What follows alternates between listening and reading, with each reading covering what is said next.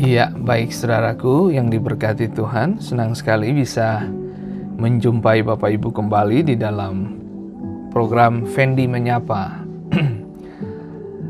Waktu Dover di pagi hari dan waktu Indonesia di waktu malam, dan senang sekali bisa menjumpai beberapa dari Anda yang sudah bergabung bersama dengan kami di tempat ini. Terima kasih, Shalom Bung Elvis Usmani, apa kabar Bung? Tuhan memberkati, tetap setia. Dan selamat bergabung juga untuk Ibu Yola Lauterbach dari Malang. Senang sekali bisa melihat Bapak Ibu memiliki waktu khusus untuk program ini. Terima kasih. Dan selamat bergabung juga untuk Ibu Wei. Tuhan memberkati dan tetap semangat. Dan selamat bergabung untuk Ibu Pauline Rahayaan. Apa kabar? Tuhan memberkati. Dan ya, baik, Shalom Ibu Yola Lauterbach. Tuhan memberkati. Nah, pagi ini, Shalom Ibu Pauline. Apa kabar? Selamat malam. Tuhan memberkati Ibu Pauline. Tetap semangat, tetap sukacita. Dan tetaplah jadi berkat dimanapun Bapak Ibu berada. Menarik untuk kita belajar pagi ini. Topik yang sederhana tapi bakalan memberikan hal-hal yang tidak biasa bagi Bapak Ibu semua. Bahkan saya berharap ini akan memberikan semacam sudut pandang yang sedikit berbeda dari biasanya begitu. Dan mungkin beberapa dari Anda sudah tidak asing lagi mendengarkan istilah-istilah yang bakalan saya pakai dalam pembicaraan ini. Dan ini bakalan menjadi hal yang menarik untuk kita bahas pagi ini. Ya, selamat bergabung untuk Ibu Ani Topadang. Tuhan memberkati. Dan Ibu Pendeta Magdalena Purwaningsi. Ibu Magdalena, tetaplah sehat, tetaplah kuat, jadilah berkat dimanapun Ibu berada. Dan shalom untuk Bapak Risa Tenu yang sudah bergabung, dan Bapak Dev Watunglawar, serta Ibu Yani Sahetapi. Shalom Ibu Yani, apa kabar sayang? Tuhan memberkati, tetap semangat. Dan shalom juga untuk Ibu Email Titi Moms ya. Tuhan memberkati. Dan Ibu Mary Tabaleku. Dan Ibu Alen, shalom Ibu Alen, Tuhan memberkati Ibu Alen yang ada di Kudamati. Baik Bapak Ibu. Nah, tanpa kita lama-lama, kalau Bapak Ibu lihat dari judul yang saya berikan di seri menyapa kita hari ini, saya beri judul Worship in the Dark, beribadah atau menyembah dalam gelap. Dan tahukah saudara bahwa selamat bergabung Ibu Marisa. Shalom Ibu Marisa, apa kabar? Tuhan memberkati, tetap semangat. Salam hormat buat keluarga yang ada di rumah. Dan saya berharap Bapak Ibu bisa memiliki catatan-catatan kecil di rumah dengan tujuan supaya Bapak Ibu tidak miss, bisa mencatat ayat atau pernyataan-pernyataan saya yang memberi inspirasi mungkin, atau memberikan arahan, atau menjadi berkat bagi Bapak Ibu. Itu bisa dicatat, tujuannya supaya kita bisa belajar kembali. Nah, baik Bapak Ibu, dan hari ini firman Tuhan terambil dari Keluaran pasal 7 ayat yang ke-16. Demikianlah bunyi firman Tuhan. Keluaran 7 ayat 16. Dan katakanlah kepadanya, Tuhan Allah orang Ibrani telah mengutus aku kepadamu untuk mengatakan, biarkanlah umatku pergi. Ya, biarkanlah umatku pergi supaya mereka beribadah. Nah, beribadah kemana? Beribadah kepadaku di padang gurun. Meskipun begitu, sampai sekarang engkau tidak mau mendengarkan. Nah, shalom menjumpai beberapa sahabat yang sudah bergabung, Bapak Rumalean Ongen dan Gilian Patikawa, Ibu Gilian dan Ibu Nona Sahurila, selamat bergabung. Dan selamat bergabung juga untuk Bapak Lexi Da Costa. Tuhan memberkati dan tetap semangat. Terima kasih Bapak Lexi, dan saya berharap Bapak Ibu semua, dan shalom buat Ibu Ola Usmani. Tuhan memberkati, dan saya berharap Bapak Ibu memiliki catatan-catatan kecil di situ supaya bisa belajar pagi ini ya. Nah, shalom, Boker Tov, Pak Fendi.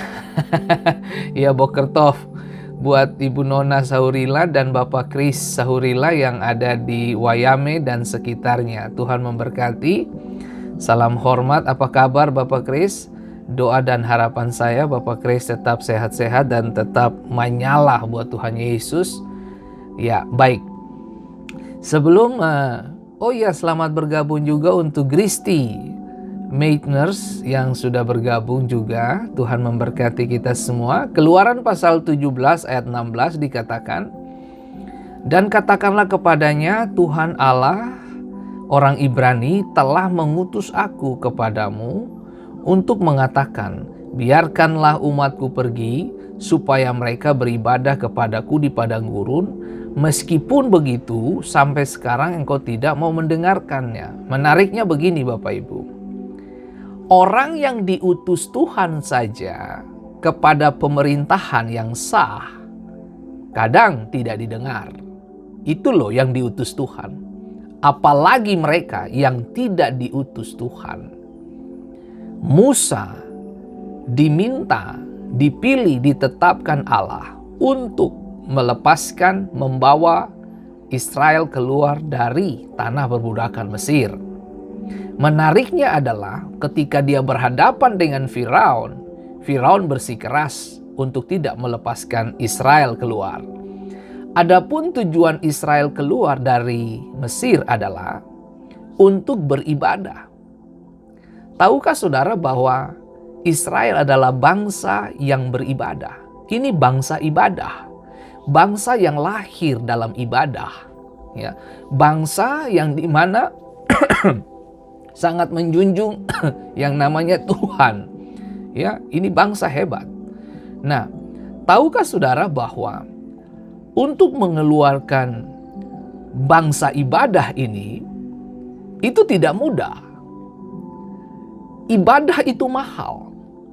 Pelayanan itu mahal. Apa yang kita buat sekarang itu mahal. Kehidupan yang benar itu kehidupan yang mahal. Dan karena saking mahal, manusia, daging kita sulit gitu untuk mencicipi, bahkan mendapatkan yang mahal itu. Nah, ibadah itu mahal. Nah, karena untuk mengeluarkan Israel dari tanah Mesir itu butuh perjuangan yang luar biasa mahal. Tuhan harus kirim 10 tulah untuk mendapatkan bangsa yang beribadah. Pukulan demi pukulan mendatangi Mesir. Bencana demi bencana. Malapetaka demi malapetaka mendatangi Mesir. Untuk mengeluarkan bangsa ibadah ini kepada Tuhan. Nah, menarik untuk kita belajar Bapak Ibu bahwa diminta oleh Tuhan. Adapun tujuan Israel keluar dari tanah Mesir adalah beribadah. Tujuan Israel keluar dari Mesir adalah ibadah. Jadi perjalanan hidup bangsa ini adalah perjalanan ibadah. Tahukah saudara bahwa semua orang Kristen yang hidup di zaman ini, kita adalah umat yang beribadah. Kita adalah orang-orang yang terpilih dan yang dipilih untuk hidup di generasi ini untuk membawa dimensi kebenaran, dimensi kerajaan Allah, untuk membawa nilai-nilai yang tidak ditawarkan dunia. Justru kita hidup hari ini karena kita yang dipercayakan Tuhan untuk membawa nilai-nilai yang tidak ada di dalam dunia ini. Justru kita bawa nilai yang Tuhan ingin kita tularkan kepada dunia. Tahukah saudara bahwa ketika Musa berbicara dengan Firaun, Musa berkata bahwa izinkanlah bangsa ini pergi untuk beribadah. Pertanyaannya gini, di mana tempat untuk Israel beribadah? Itu yang perlu kita jawab hari ini. Di mana tempat untuk Israel beribadah? Tahukah saudara, Israel beribadah di mana? Shalom Bapak Ibu yang diberkati Tuhan, selamat bergabung untuk Bapak Marlon Romodar, Bapak Raymond Oi, Shalom, Daniel Saleki, dan Rince Kastanya, dan Ibu Engka, Ibu Monik Telehaya Hayes, Tuhan memberkati dan selamat bergabung. Untuk Ibu Alen Kaipol, Shalom, Tuhan berkati Ibu Alen. Dan Stelro Hoki, Tuhan memberkati dan selamat bergabung untuk Bapak Jayadi Ong dari Florida. Dan kemudian selamat bergabung untuk Nona Manuata, Shalom. Shalom juga untuk Pak Jeffrey Raja Labis, Pendeta Jeffrey Raja Labis, dan Bapak Yak Salawono. Dan Olala Tuprisa, selamat bergabung. Novita Tomasila dan Bapak Aldino Ong, Shalom, selamat bergabung. Dan selamat bergabung juga untuk Ibu Harlin Lahinda, ya. Bung Yoris, Henry Yoris, selamat bergabung. Dan Shalom kepada Bapak Leo Elwarin. Selamat pagi Bapak Leo yang baik hati. Dan selamat bergabung untuk Bapak Joseph Sheikh Adam. Wih, nama mantap betul ya. Dan selamat bergabung juga untuk Ubra Erik. Dan selamat bergabung juga untuk Evi Huay da Silva. Wah, ini orang dari Meksiko apa ya? Baik. Selamat bergabung untuk Ibu Teti Ros. Tuhan memberkati. Dan selamat bergabung untuk Ibu Pendeta Dodi Ayami Seba dari Papua. Dan selamat bergabung untuk Bapak Peter. Shalom Bapak Peter Paris, Tuhan memberkati. Dan shalom juga buat Bapak Pendeta Jeffrey Raja Labis. Dan shalom untuk Ibu Oci Wali-Wali. Apa kabar Ibu Oci? Begitu ya. Oke, kita kangen banget sama Ibu Oci ya. Oke, baik. Nanti Bapak Ibu bisa mendengarkan pesan ini ulang lagi jika saudara miss beberapa kalimat pernyataan saya di awal pembicaraan ini ya. Baik. Padang gurun bukan tempat untuk kita disakiti atau dibunuh. Padang gurun adalah tempat di mana kita beribadah. Padang gurun adalah tempat yang paling menggairahkan bagi sorga menonton penyembahan ibadah kita. Kesulitan, tekanan, wabah adalah sarana untuk dunia menonton bagaimana kita beribadah dalam situasi yang tidak mendukung keinginan daging. Tahukah saudara bahwa daging kita harus mati dan keinginan kita harus mati demi mengejar kesukaan yang sorga inginkan dari manusia. Shalom Bapak Yosef Sheikh Adam, Tuhan memberkati dalam tugas dan pelayanan. Thank you Bapak Sheikh, Tuhan memberkati. Nah, saya ingat bahwa kita adalah debu yang dimuliakan. Kita adalah debu yang dimuliakan. Shalom Ibu Harlin Lahinda. Kita adalah debu yang dimuliakan. Kita adalah debu yang ditebus. Kita adalah debu yang diberi nafas kehidupan oleh Allah. Dan ibadah adalah nafas untuk kita terkoneksi dengan sorga. Tahukah saudara bahwa di ibadah, di mezbahnya Tuhan, disitulah kita mendapat suara Tuhan. Di ibadahlah kita mulai menemukan tujuan-tujuan Tuhan yang tidak biasa. Bahkan hal-hal yang tidak terduga kita justru menemukannya dalam ibadah. Selamat bergabung Ibu Koce Tenu, apa kabar? Tuhan memberkati. Tahukah saudara bahwa pujian datang setelah peperangan berakhir? Pastikan kita tidak berhenti ketika peperangan lagi berlangsung. Ibadah itu peperangan. Dan untuk Israel mendapatkan ibadahnya kepada Allah, mereka harus melewati tantangan besar Firaun yang mereka berhadapan. Musa harus berhadapan dengan Firaun. Tahukah saudara bahwa Firaun juga adalah orang bahkan didewakan. Dia menjadi titisan dewa. Nah, untuk ketemu dengan ibadah, Israel harus melewati yang namanya Firaun. Tidak mudah. Penyembahan-penyembahan, ibadah-ibadah yang murni akan lahir dalam tantangan-tantangan kehidupan. Doa-doa yang tidak biasa, doa-doa yang tidak sederhana akan muncul dari setiap tekanan kehidupan. Tahukah saudara, kemurnian muncul karena ada tekanan. Tetapi orang-orang yang lolos dari setiap tekanan, mereka akan mengeluarkan nilai-nilai yang mahal sifatnya. Saya paham betul bahwa beberapa dari kita memiliki kehidupan yang tidak biasa. Ada begitu banyak tantangan dalam kehidupan ini. Tapi tahukah saudara, Allah kita adalah Allah yang paham betul siapa yang Dia sedang pilih dan Dia letakkan untuk melayaninya. Musa ketika datang kepada Firaun dan berkata, "Izinkan bangsa ini keluar dan menyembah Tuhan di padang gurun." Tempat yang tepat untuk orang Israel menyembah Tuhan dan menyaksikan kebesaran dan kuasa Tuhan adalah padang gurun. Dengar baik, orang-orang hebat lahir karena tekanan. Orang-orang hebat lahir karena kehidupan yang saling gesekan terjadi. Alkitab berkata bahwa besi menajamkan besi, manusia menajamkan sesama.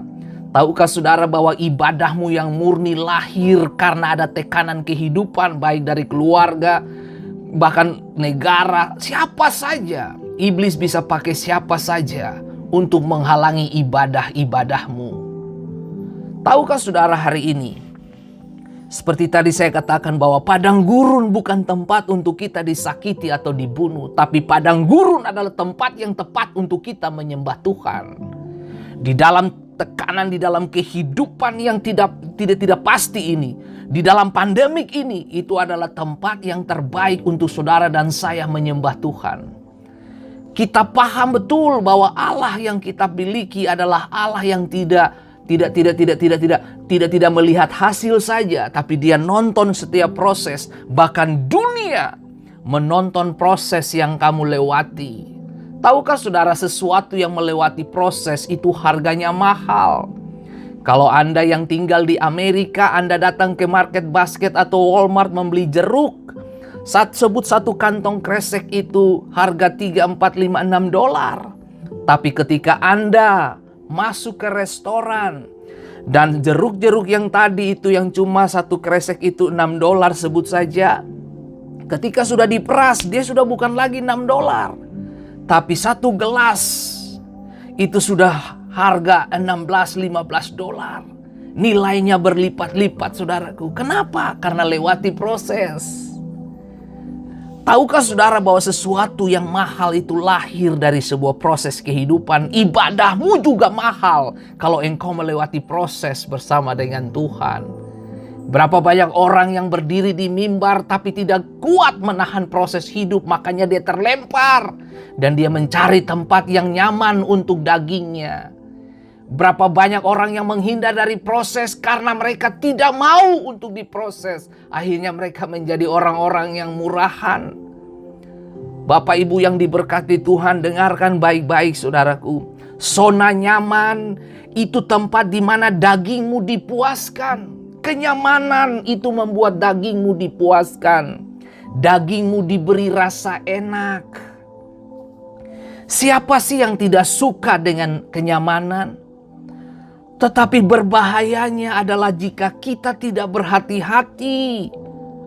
Lama atau cepat, roh kita yang benar akan kehilangan ketajamannya. Tahukah saudara, 12 rasul dilahirkan dalam proses yang luar biasa. Bahkan sebagian besar dari mereka mati dalam ibadah mereka, mati dalam menjaga iman mereka, mati dalam membela iman mereka. Kekristenan, dengar baik, saya mau beritahu kepada semua orang percaya di planet bumi ini, saya mau kasih tahu kepada semua kita, termasuk saya, saudaraku. Ibadah yang murni hanya datang karena tekanan hidup, saudaraku. Saudaraku, berapa banyak dari kita, maaf saya mesti bilang buat saudara, berapa banyak dari kita, Alkitab berkata bahwa ibadah yang sejati mengunjungi yatim piatu, janda, saudaraku, duda dan sebagainya. Berapa banyak kita ada di kelompok-kelompok seperti ini? Tidak banyak, saudaraku. Saya kasih tahu. Orang, bahkan maaf kata, beberapa dari kita hamba-hamba Tuhan, kadang juga saya bisa terganggu ketika diperhadapkan dengan orang-orang yang punya duit. Tapi kemudian saya diajarkan Tuhan untuk banyak hal yang saya harus berubah, saudaraku. Nah, saudara dengar baik, saudaraku, tidak ada yang dengar. Saya mau kasih tahu buat saudara, Alkitab berkata, ibadah sejatimu apa? Kunjungi yatim piatu, janda-janda, saudaraku. Tapi pelayanan-pelayanan seperti ini justru diabaikan. Disitulah baru kita lihat kemurnian pelayanan kita, saudara, ketulusan kita dalam melayani. Kita justru cari zona nyaman. Tahukah saudara, zona nyaman membawa kita kepada kematian. Tidak ada roh yang kuat dalam zona nyaman. Seperti saya sering mengatakan bahwa orang kuat, orang hebat tidak dilahirkan dalam kenyamanan. Tapi orang hebat, orang kuat, orang yang berdiri di atas janji-janji Tuhan, orang-orang itu yang dilahirkan dalam tekanan. Emas 24 karat dia tidak akan murni kalau dia tidak melewati yang namanya perapian untuk memisahkan sampah dari kemurnian. Tahukah saudara, kehidupan ini harus dipisahkan. Gandum dan lalang harus dipisahkan. Gelap dan terang harus dipisahkan. Apapun yang kamu kerjakan di planet bumi ini, selama kamu menyatu dengan dunia, ibadahmu tidak menyentuh sorga, tapi menyentuh langit-langit rumahmu. Berapa banyak dari kita orang Kristen yang berkata bahwa pendeta, saya sudah pergi gereja, saya sudah berdoa, bla bla bla bla bla bla dan sebagainya. Kenapa doa-doa saya tidak dijawab? Anda tahu, mungkin Anda ke gereja, mungkin, saya tidak menyalahkan, mungkin Anda ke gereja untuk melihat sesuatu yang tidak dilihat Tuhan. Saudara, mari saya kasih tahu buat saudaraku yang diberkati Tuhan. Kalau saudara belajar dari Mazmur pasal 25, saudaraku, ayat pertama hingga ayat yang ke-10 dikatakan, saudaraku, Anda bisa baca bagaimana Daud berdoa minta perlindungan Tuhan. Daud berdoa dengan kesungguhan hati di sana, saudaraku. Itu yang dimaksud begini, doa mohon ampun dan perlindungan dari Daud, saudaraku. Kepadamu ya Tuhan, kuatkan, kuangkat jiwaku, saudaraku. Saudara, tahukah saudara, kita berdoa untuk berubah. Dengar baik, kita berdoa untuk berubah. Israel berdoa untuk berubah.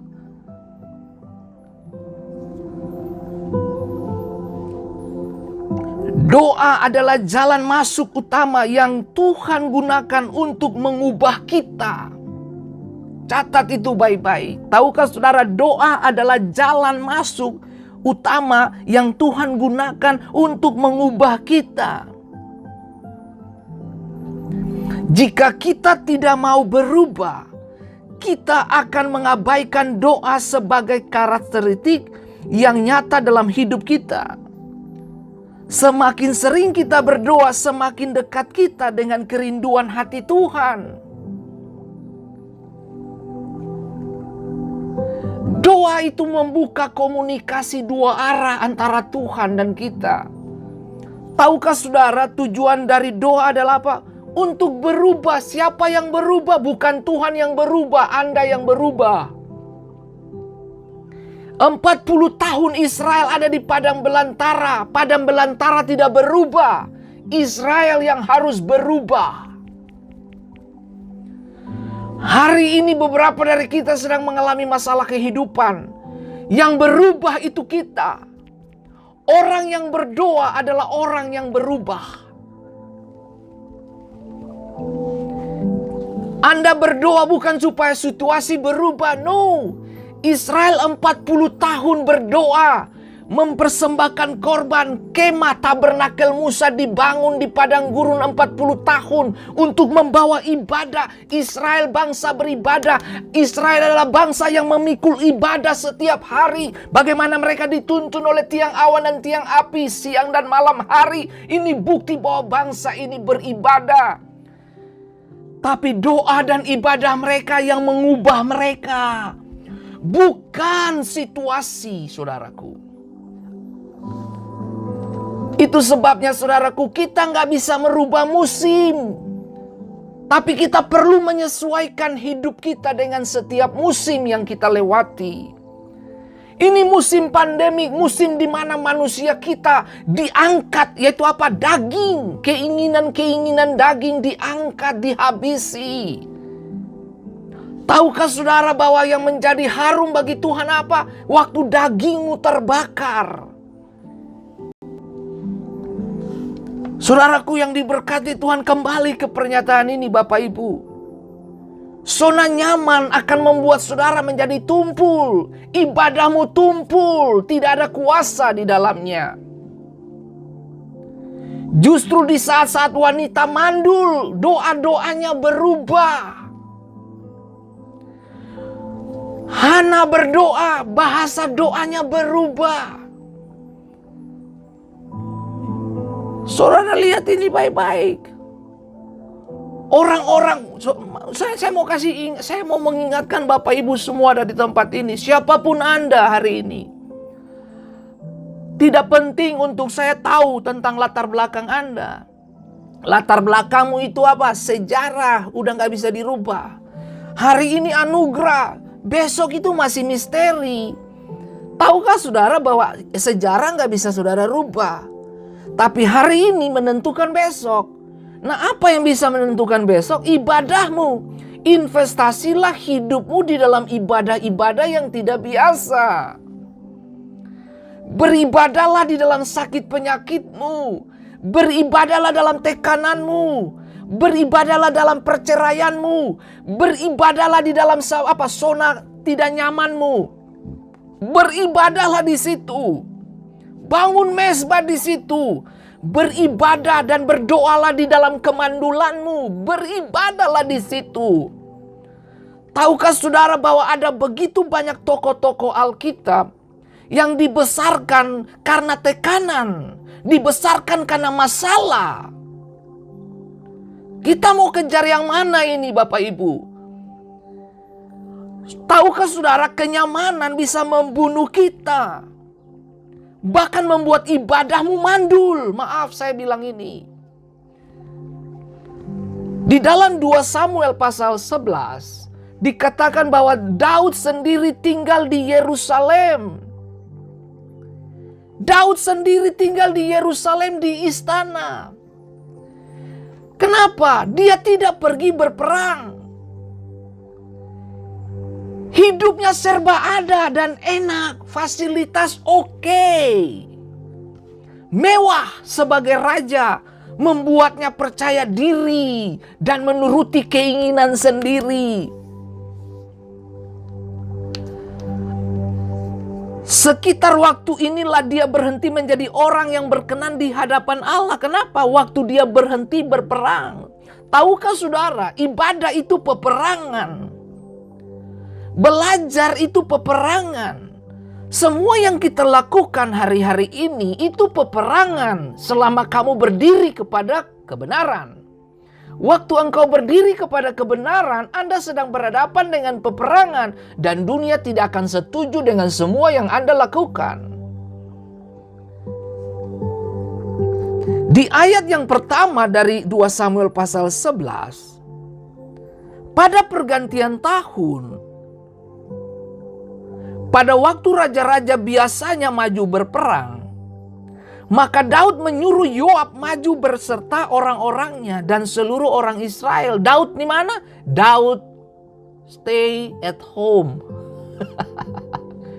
Daud tetap di situ. Di mana? Di istana.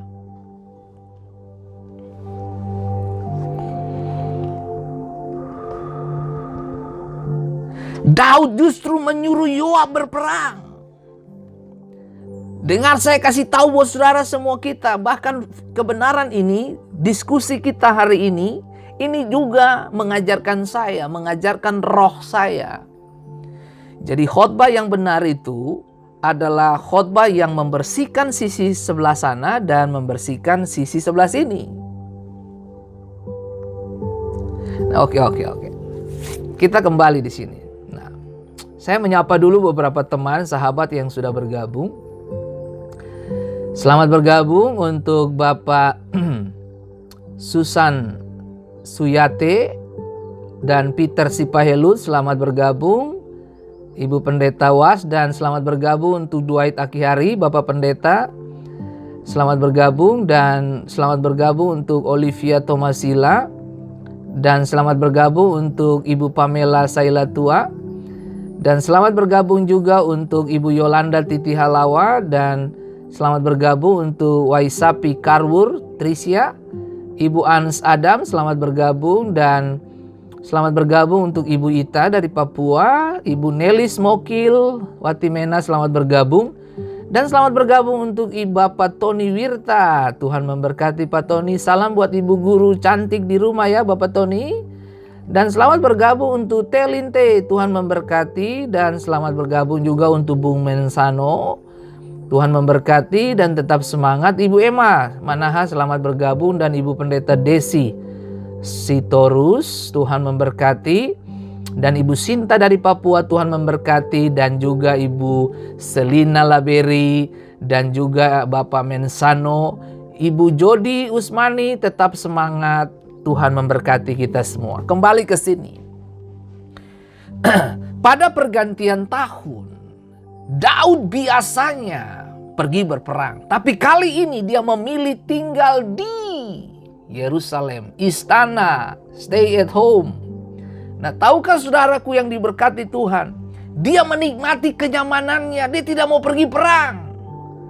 Dia hanya beristirahat sebentar dari peperangan mendampingi Yoab, jenderal terbaiknya dia. Dia suruh Yoab dan anak-anak buahnya pergi berperang sementara dia di istana seorang diri. Tahukah saudara, dalam kesendirianmu, sebagai laki-laki dalam kesendirianmu, yang engkau harus jaga adalah pikiranmu.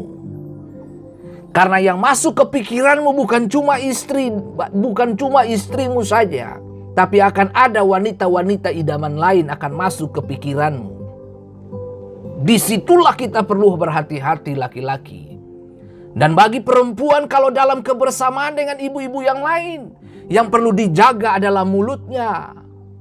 Itu sebabnya kalau wanita tuh ada kumpulan apa, Dharma wanita, kumpulan wanita ini, wanita itu, dan sebagainya, dan sebagainya. Ya tak? Yang perlu dijaga apa? Mulut. Tapi kembali ke sini saudaraku.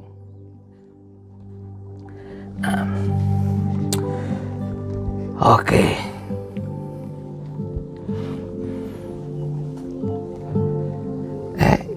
Ibu Susan Bapen. Oh ya, Ibu Susan. Oke. Ibu Susan Suyante. Ibu Susan Bapen, bukan Bapak. Oh, aduh jadi malu aku Ibu Susan. Ya aduh, Ibu Susan Ibu Susan, I love you. Oke, baik. Kita kembali ke sini. Ibu Susan ini teman SMP saya ini, ya. Oke.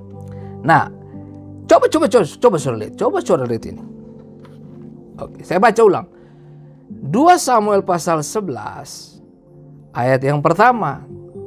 Pada pergantian tahun, Daud tidak pergi berperang. Daud apa?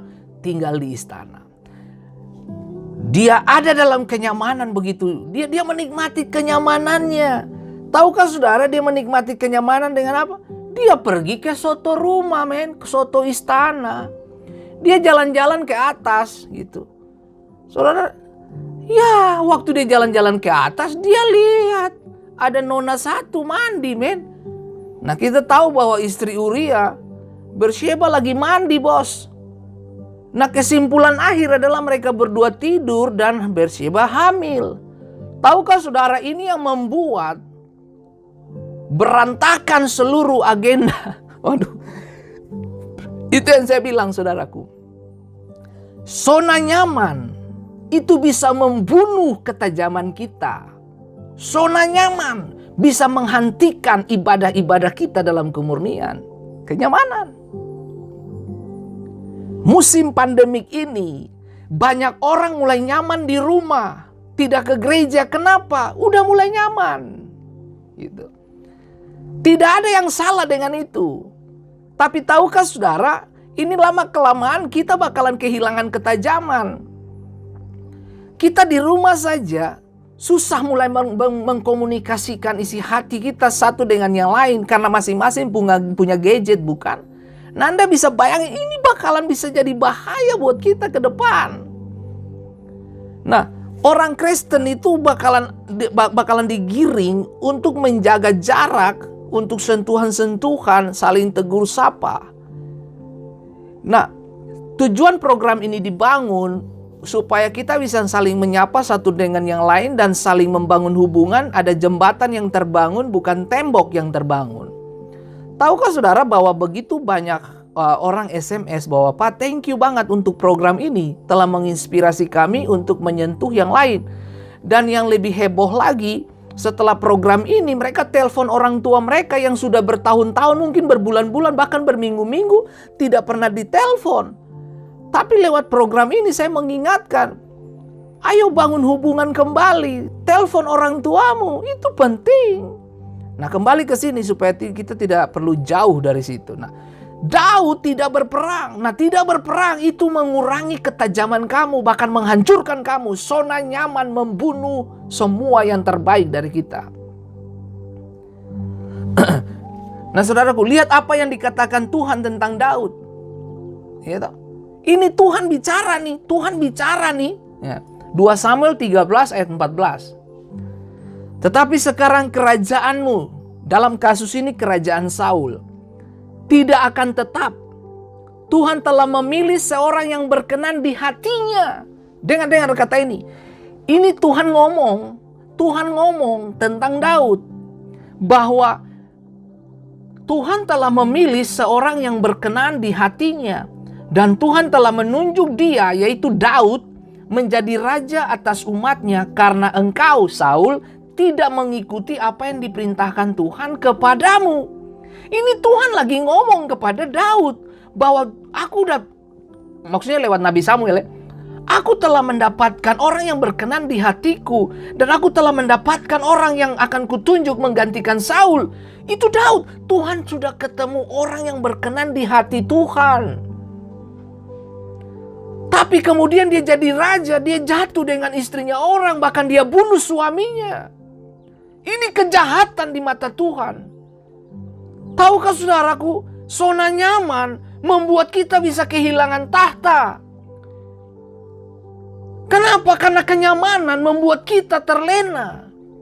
Kenyamanan itu membuat daging kita dininak-bobokan. Justru ketidaknyamanan, tekanan, proses itu mengeluarkan kita dari potensi-potensi terbaik kepada yang terbaik lagi. Saudaraku yang diberkati, zona padang gurun yang dibawa oleh Tuhan bagi Israel itu untuk mengeluarkan apa? Yang terbaik, ibadah yang menyenangkan hati Tuhan. Zona padang gurun membuat dagingmu mati. Keinginanmu dimatikan dan kemuliaanmu semakin diperbesar dan luas di dalam kita. Jadi Israel dipanggil berdasarkan Keluaran pasal 7 ayat 16. Mereka beribadah di mana? Mereka beribadah di padang gurun. Zona tidak nyaman bagi Israel.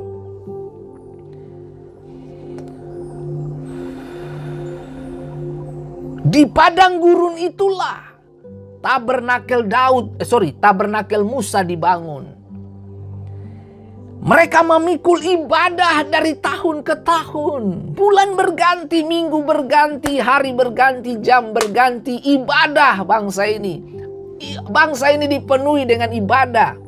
Bahkan bukan cuma ibadah Bapak Ibu. Dengar baik, ketika kamu masuk di dalam ibadah Tuhan, ketika kamu masuk di dalam nyanyian-nyanyian Tuhan, ketika kamu masuk di dalam hadirat Allah, jangan tanya soal yang namanya providensia Allah, jangan tanya soal penyediaan Tuhan, jangan tanya tentang provisi Tuhan, jangan tanya tentang makan minum, jangan tanya tentang ekonomi, jangan tanya tentang hal-hal yang sifatnya jasmani.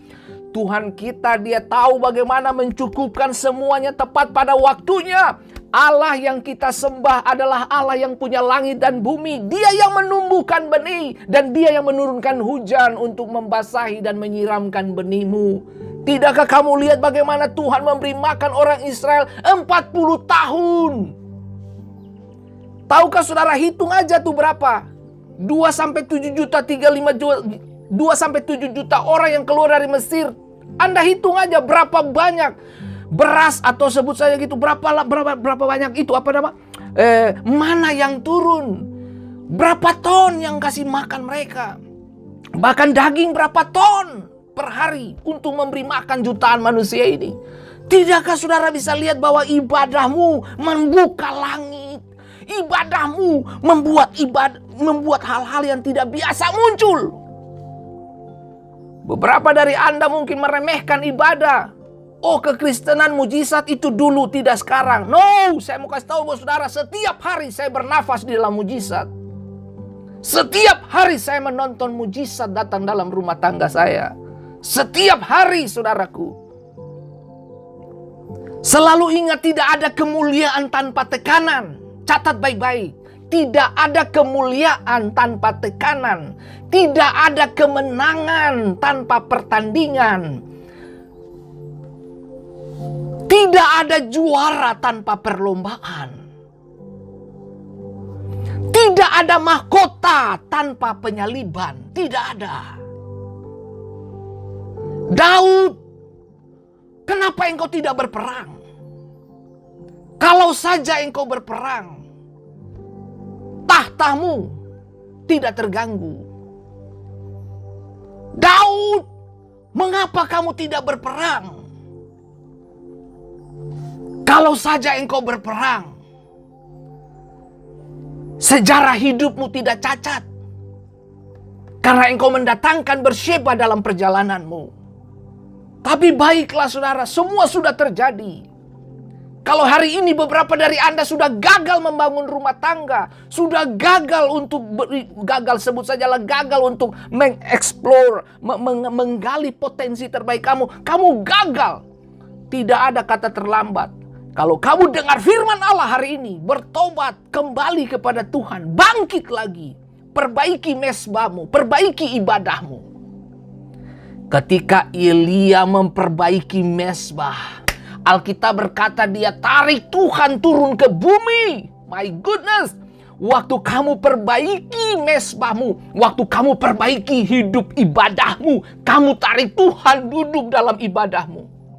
Tahukah kamu, puji-pujian menarik Tuhan duduk di atas puji-pujian orang benar.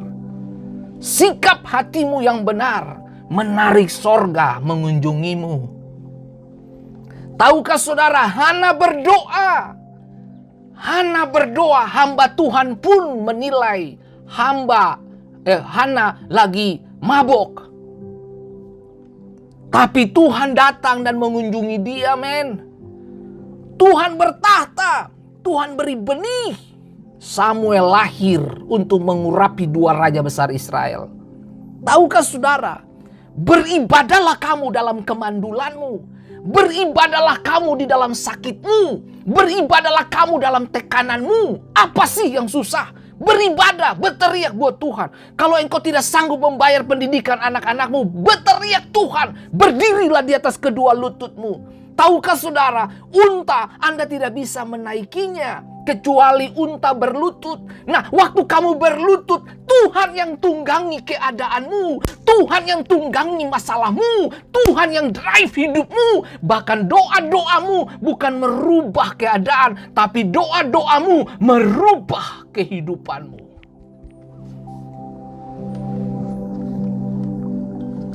Tidak ada kemuliaan yang murah.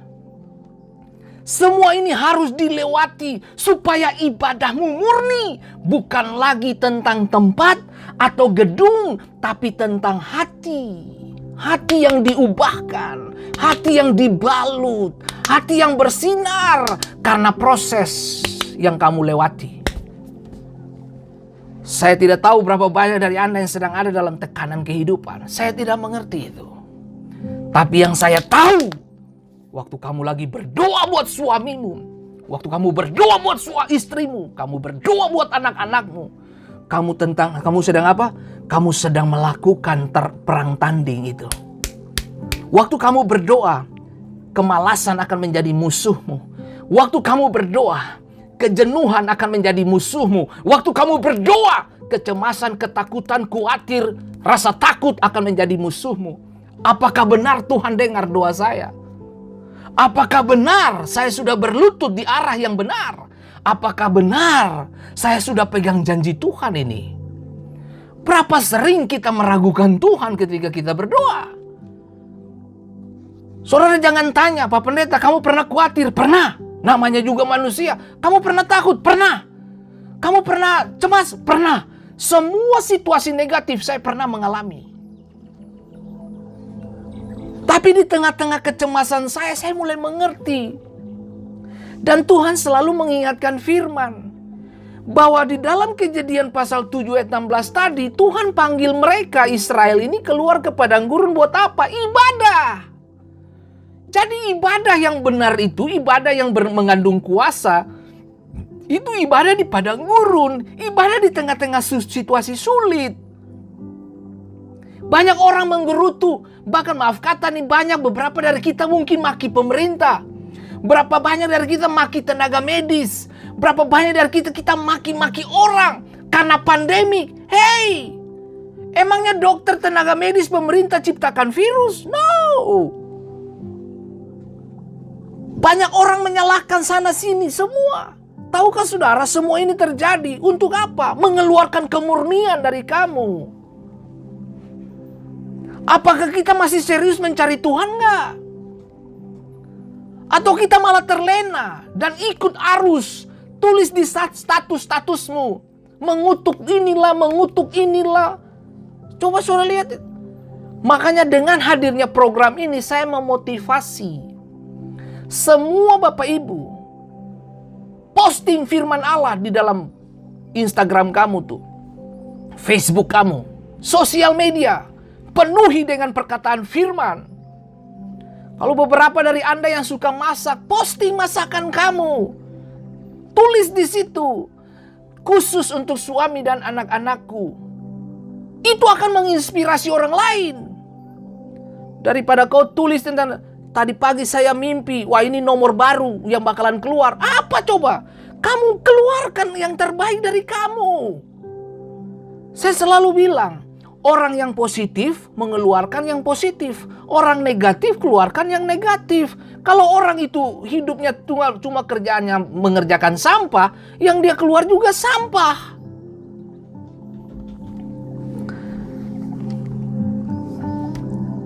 Israel 40 tahun di padang gurun, waktu yang lama dan membosankan. Nah, Anda tahu tiap hari mereka makan mana. Itu mana mereka olah sudah berbagai jenis masakan, saudaraku. Kalau ada orang Manado di situ, itu mana mungkin sudah dibikin mana rica-rica. Ya. Kalau ada orang Ambon di padang gurun pada waktu itu dengan orang Israel, mereka sudah bikin mana jadi mana pakai colo-colo lah, apa segala dibikin. Oh man, coba itu mereka sudah olah mana dari mana goreng, mana rebus, mana panggang, segala tetebe sampai mana lagi. Sudah nggak tahu. 40 tahun makan barang yang sama. Ya bosan lah. Tapi saya mau bilang, justru makan yang sama, manusia kita bilang itu bosan. Tapi kamu tahu gak? Itu makanan malaikat. Itu makanan yang suplainya dari sorga. My goodness. Manusia, aduh. Tapi itu yang saya bilang. Ini bangsa dipelihara Tuhan. Langit terbuka setiap hari. Tapi bisa mengumpat, bisa fitnah, bisa maki-maki. Coba lihat itu. Kalau saudara baca 40 tahun itu.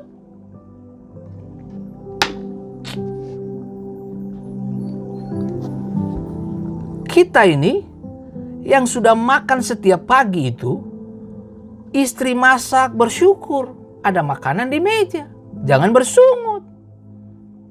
Dulu, saya mau kasih tahu saudara, ini kelemahan Fendi Simatau ini. Dulu saya kalau lihat sayur terong itu, saya kalau lihat terong itu saya seperti lihat musuh di meja makan itu. Saya marah sekali kalau ada barang itu di meja. Setiap kali saya itu, kalau mama saya dulu waktu beliau masih hidup, waktu saya masih SMP SMA itu, kalau dia masak itu barang, saya marah sekali. Saya bilang, ini kenapa barang ini diciptakan Tuhan begitu kah? Ini terong kenapa ada di meja tiap hari? Kenapa nggak ada yang lain kah? Sudah, oke. Apa yang kamu tidak suka, itu kadang-kadang Tuhan bisa kirim itu untuk memproses Anda. Oh, ini saya cerita nih saudara. Jadi karena saya ini tidak suka terong ini Bapak Ibu, akhirnya saya kan dipanggil Tuhan untuk sekolah Alkitab di STT Tawamangu. Saya kuliah di situ 4 tahun. Nah, Anda bisa bayangkan. Sekolah di Tawamangu. Oke? Masuk asrama. Yang ajaibnya tuh, setiap minggu ada 2 atau 3 hari, 3 kali, kita akan makan yang namanya terong. Tuhan Yesus. Saudara bisa bayangin coba. Nah, saya mau kasih tahu saudara. Apa yang kamu tidak suka, kadang-kadang Tuhan bisa kirim itu supaya kamu belajar bersabar, belajar bersyukur. Saudara, saya 4 tahun, men. 4 tahun saya makan terong. Nah, kalau terong di rumah, itu mama bisa bikin pakai terong kecap, ada daging sedikit. Nah, kalau sekolah Alkitab, itu terong rebus doang. Hanya garam, bawang, dan sebagainya. Nah, Anda diwajibkan untuk makan. Dan yang paling saya ajaib bagi saya adalah, itu terong, nasi, dan kerupuk doang. Itu 4 tahun saya kok bisa makan itu. Saya tahu mungkin Tuhan rubah dia jadi keju kali ya. Rasanya di mulut. Sampai hari ini saudara, saya tergila-gila dengan terong. Aneh kan? 4 tahun untuk mendidik seorang Fendi Simatau. Tuhan harus kirim ke sekolah Alkitab 4 tahun hanya untuk mau makan terong. Oh Tuhan Yesus. Jadi khotbah ini cocok, namanya terong. Judulnya terong. Waduh. Nah coba itu. Nah ini saudara laki-laki saya, Pendeta Dwight Akihari. Dia paling mengerti karena dia sekolah di situ juga, di sekolah STT Tawamangu. Jadi kalau dia komen, hai, ya itu betul, itu betul, itu betul. Nah, coba saudara lihat, 4 tahun makan barang itu Bapak Ibu. Untung kita pemuka ini tidak jadi terong Bapak Ibu. Aduh, Tuhan baik sekali. Nah, tapi mari saya mau kasih tahu, untuk sebuah pembentukan dan proses, kita perlu diperhadapkan dengan situasi-situasi seperti ini. Nah, saudara, maaf kata nih, orang Ambon itu mulutnya mau enak, mau yang sedap-sedap saja. Ini gara-gara orang Belanda juga mungkin jajah kita makannya roti, gitu-gitu meses, keju, alamak. Udahlah. Nah, tapi sudahlah. Ya, kita nggak usah salahkan orang ya. Tapi ini semua ada proses Tuhan di dalam itu. Ini soal terong ini. Dan 4 tahun saya makan barang itu. Dan akhirnya saya menjadi suka barang itu kembali. Nah, begitu saya pulang kuliah, Mama masak itu. Nah, kali ini bukan Mama masak. Saya yang minta, Ma, bikin terong dong. Kamu lihat, Simatau berubah, men. selesai. Berubah, men. Nah, itu yang saya bilang. Untuk mengeluarkan Mesir dari dalam diri orang Israel itu belum 40 tahun. Tapi untuk mengeluarkan Israel dari Mesir 1 malam doang selesai.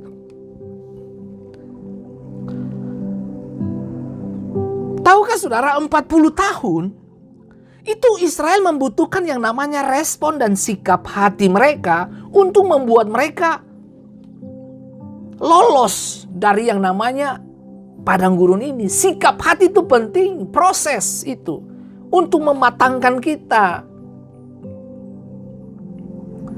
Kalau Bapak Ibu diberkati dengan pembicaraan saya hari ini, share ini sebanyak-banyaknya, share kepada orang-orang yang lagi bersungguh dengan situasi dan kondisi bahkan keadaan yang sedang dia hadapi.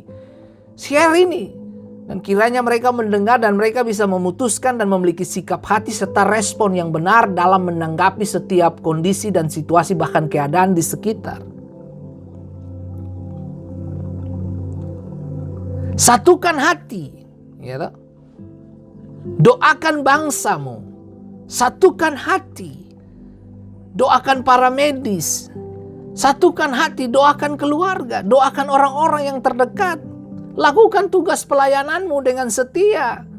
Mumpung waktu masih siang, sebelum datangnya malam, semuanya bakalan istirahat dan tidak bisa bekerja.